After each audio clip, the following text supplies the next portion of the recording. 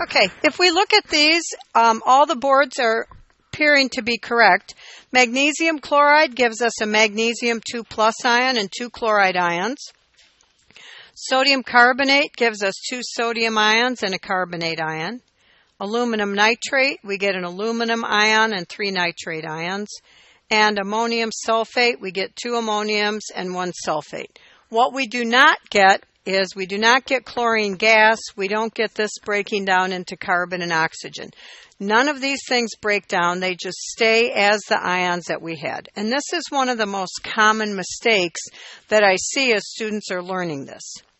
Now, when we start talking about these equations, these are ionic equations because they include ions.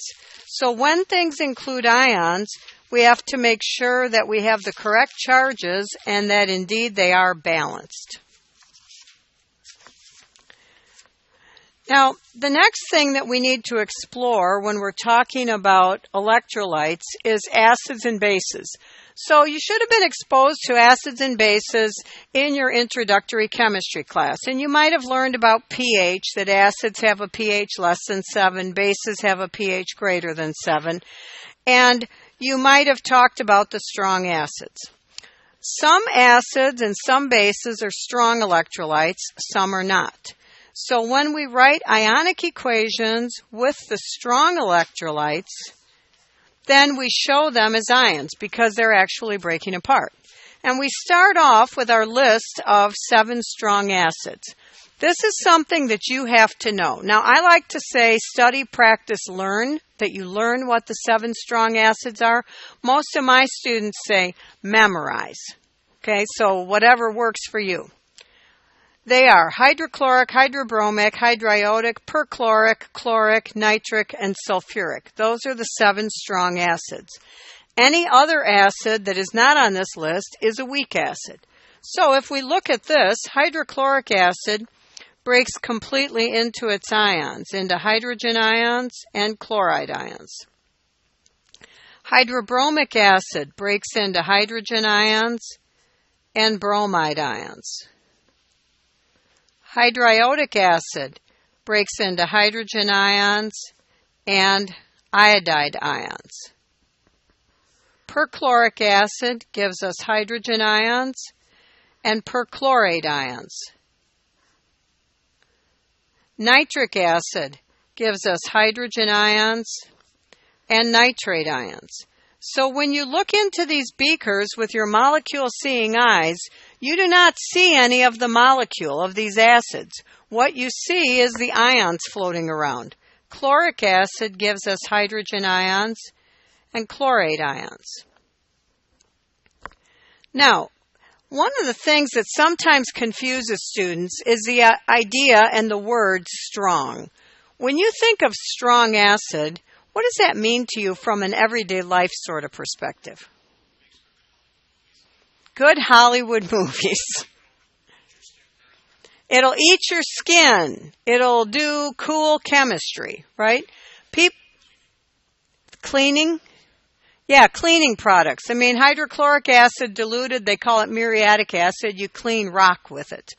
So there's a lot of things that we do with these, and people get the wrong idea that strong acid means eat your skin, hurt you, do cool chemistry. Strong acids do those things. They will burn you, not eat your skin, but burn you. They will burn you. They will do cool chemistry, but that's not what strong means. If I told you that an acid can dissolve glass, would you think that's pretty cool chemistry? Would you want to pour that on your skin? No. So the acid that does that isn't on this list. It's hydrofluoric acid, HF. They use that to etch glass and it dissolves sand or glass. So it's pretty cool chemistry, but it does it in the molecular form. So strong and weak for our definitions is not about burning you or doing cool chemistry. It's about what's in the beaker when you look at it with your molecule-seeing eye. And if it is a strong acid, what's in the beaker is ions. Now, I didn't get to sulfuric yet because it's different than everything else on the list. What do you notice that's different about sulfuric acid? It's got 2 hydrogens in it. So you might think that this breaks into 2 hydrogen ions and a sulfate ion, and that's not what happens. This is a strong acid, so it breaks apart completely to give a hydrogen ion, a proton, and the hydrogen sulfate ion. So if you look in a beaker of sulfuric acid, you see hydrogen ions and you see hydrogen sulfate ions, lots of them. You don't see any sulfuric acid. Now, the hydrogen sulfate ion is an acid in itself. Okay? These are called hemiacids because it has 1 proton. It used to have 2, now it has 1. So it's a hemiacid. Sometimes it's called a half acid. I think of that a lot. Sometimes I feel my students do sort of a half-acid attempt at learning nomenclature till we get into this chapter. So we have this hemiacid breaking down to give us another hydrogen ion and a sulfate ion. Now you'll notice in this one that this arrow is going in 2 directions. That means that it's an equilibrium, and so the chemistry is actually, this is breaking apart and it's reconnecting. So you have a lot of this and you have very little of this. You get about 1 to 2% ionization, a really small amount. So that's a big difference between strong acids and weak acids. The hydrogen sulfate ion is a weak acid, and it mostly stays in this form, but a very little bit does break apart. And that's how we distinguish weak acids. We'll talk a lot more about weak acids in Chem 112. So we're going to stop here for a moment and take a break.